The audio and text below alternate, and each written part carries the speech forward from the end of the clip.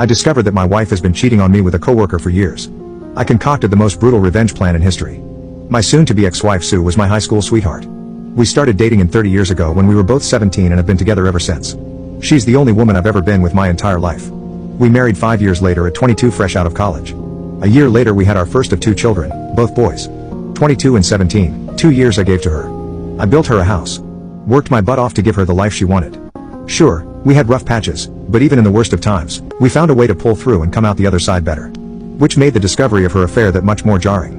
Flashback to a few years ago, when I first got the feeling something was off. For a good 2 months prior we were in a funk.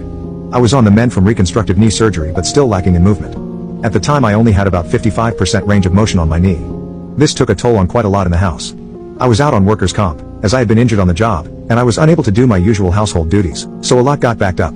My sons would do what they could, but tasks only I was capable of doing had to be put on the back burner, or my wife had to do, which she wasn't pleased with. Things also crawled to a standstill in the bedroom between us. It had already slowed down prior to my injury, but in the state I was in at the time it completely stopped. During these months, Sue was spending more time hanging with coworkers after work. Between November 2019 to March 2020 it was a regular occurrence for her. Naturally I thought nothing of it. I've never in the 23 years I'd been with her had any reason to worry or not trust her. She has her friends, I have mine, and we have mutuals. I'd go hang out with my friends all the time and there was no issue. It was all above board. It was around January of this year that I noticed something odd. Sue started getting noticeably distant with me. Sure, we were in a funk, but she'd never deny me affection to that point. The usual hugs and kisses she'd give me came to a halt. Her phone was attached to her hand long before my suspicion grew, but she'd always share and show me things she'd discovered on the web. DIY ideas and recipes on Pinterest, memes, all kinds of stuff. But she was now being guarded about her phone. Even her interactions with me became more snippy, as if she couldn't be bothered. So we're now in March. The vid has arrived and New York City is locked down.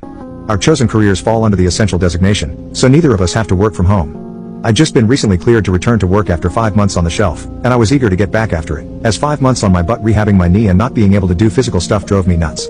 Within a week or 2 of the lockdown, my soon-to-be ex-wife alerts me that she's going to have to start putting in extra hours.